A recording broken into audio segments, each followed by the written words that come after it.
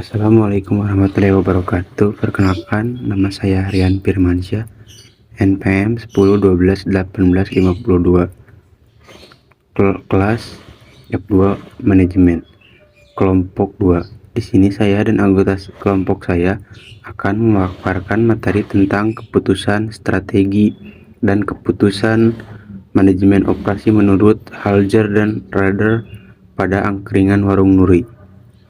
Dan jumlah kelompok saya ada 5 orang. Yang pertama ada Hari Ramdhani, NPM 10 12 18 05. Yang kedua Rian Firmansyah, NPM 10 12 18 52. Yang ketiga ada Tika Nurrahmah, NPM 10 12 18 46. Yang keempat ada Bandana Raya Aryadi, NPM 10 12 18 73. Yang terakhir ada Muhammad Zain Alfiansyah dengan NPM 11 21 13 93. Oke, langsung saja untuk bagian 1 akan dibacakan oleh Tika Nurrahmah. Pengertian manajemen operasi. Manajemen operasi penting karena alasan-alasan berikut. 1. Karena manajemen operasi merupakan salah satu dari 3 fungsi utama bagi setiap organisasi. Selalu ada fungsi organisasi operasi dalam semua bidang usaha dan memiliki hubungan yang erat dengan fungsi-fungsi bisnis lainnya. Manajemen operasi terus berkembang dengan adanya sumbangan dari ilmu-ilmu, termasuk teknik industri dan manajemen sains. Ilmu ini seiring dengan statistika. Juga manajemen dan ilmu ekonomi telah berkontribusi pada peningkatan produktivitas. Begitu pula dengan ilmu-ilmu informatika yang diartikan sebagai proses sistematis yang dilakukan pada data untuk mendapatkan informasi. Ruang lingkup manajemen operasi. Yang pertama yaitu manajemen kualitas. Manajemen kualitas menjadi manajemen seluruh organisasi secara terpadu dan mencakup segala aspek mengenai barang dan jasa yang penting bagi konsumen. Yang kedua yaitu jasa dan desain produk.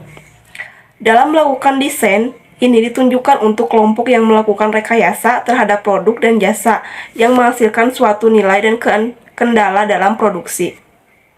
Yang ketiga yaitu proses dan desain kapasitas. Proses dalam tambahan yang tersedia atas produk dan jasa.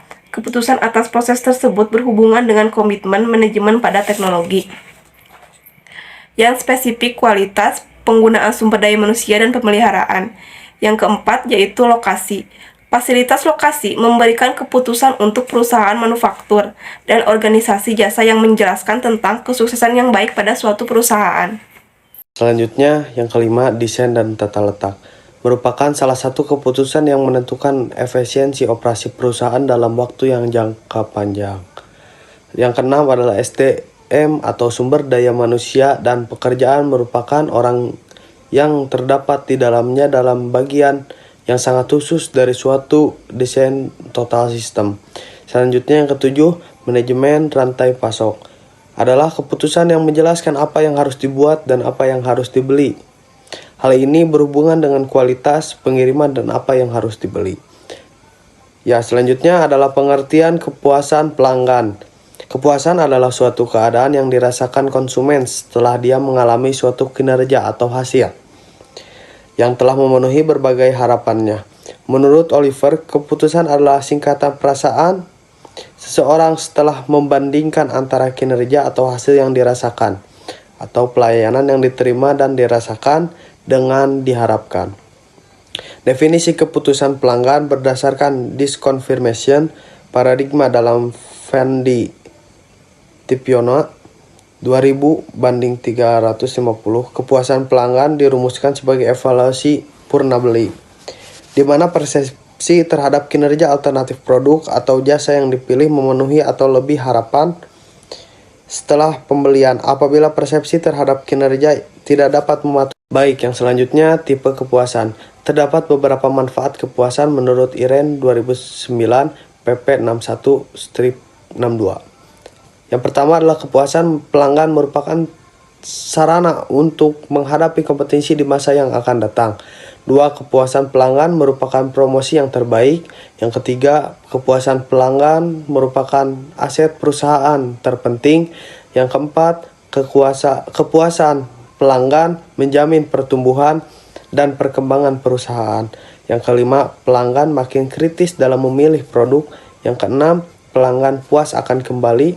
Yang ketujuh, pelanggan yang puas mudah memberikan referensi. Kepuasan pelanggan. Variabel yang mempengaruhi kepuasan pelanggan adalah strategi, produk, harga, promosi, lokasi, pelayanan karyawan, fasilitas, dan suasana yang merupakan atribut-atribut perusahaan. A. Produk. Pelayanan produk yang baik dan memenuhi sistem serta harapan konsumen. Produk dapat menciptakan kepuasan konsumen. Dasar penilaian terhadap pelayanan produk ini meliputi jenis produk, mutu atau kualitas produk, dan persediaan produk. B. Harga. Harga merupakan bagian yang melekat pada produk yang mencerminkan seberapa besar kualitas produk tersebut. Dasar penilaian terhadap harga meliputi tingkat harga dan kesesuaian dengan nilai jual produk, variasi atau pilihan harga terhadap produk.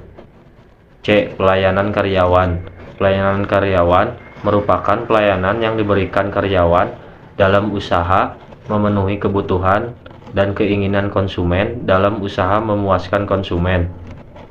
Dasar penilaian dalam hal ini, pelayanan karyawan meliputi kesopanan, keramahan, kecepatan, dan ketepatan. D. Fasilitas. Fasilitas merupakan bagian dari atribut perusahaan yang berupa perantara guna mendukung kelancaran operasional perusahaan yang berhubungan dengan konsumen. Dasar penilaian meliputi penataan barang, tempat penitipan barang, kamar kecil, dan tempat ibadah. E. Suasana. Suasana merupakan faktor pendukung karena apabila perusahaan mengesankan, maka konsumen mendapatkan kepuasan tersendiri. Dasar penilaian meliputi sirkulasi udara, kenyamanan, dan keamanan. F. Lokasi. Tempat merupakan bagian dari atribut perusahaan yang berupa lokasi perusahaan dan konsumen. Penilaian terhadap atribut lokasi meliputi lokasi perusahaan, ketepatan dalam transportasi. Baik, selanjutnya saya akan menjelaskan tentang kualitas produk. Kualitas produk merupakan kondisi ketika perusahaan menciptakan suatu produk yang sesuai dengan standar penciptaan produk, proses produksi, dan lingkungan. Penciptaan produk memiliki keunggulan sehingga produk yang diciptakan memenuhi kebutuhan dan kegiatan konsumen. Kualitas menurut Kotler dan Keller 2012 mengatakan bahwa quality is the totality of features and characteristics of a product or service that bear on its ability to satisfy state or implied needs. Kualitas adalah totalitas fitur dan karakteristik dari produk atau jasa yang menanggung pada kemampuannya untuk memuaskan kebutuhan yang dinyatakan atau tersirat. Menurut Kotler dan Armstrong, pada tahun 2012 juga mengatakan arti dari kualitas produk adalah the abilities of a product to perform a function. It includes the product's overall durability, reliability, precision, ease of operation and repair, and other value attributes. Yang artinya kemampuan sebuah produk dalam memperagakan fungsinya. Hal itu termasuk keseluruhan durabilitas, reliabilitas, ketepatan, kemudahan pengoperasian, dan reparasi produk juga atribut produk lainnya. Baik, sekian dari penjelasan yang sudah kami sampaikan. Apabila ada kekurangan, mohon maaf. Terima kasih. Assalamualaikum warahmatullahi wabarakatuh.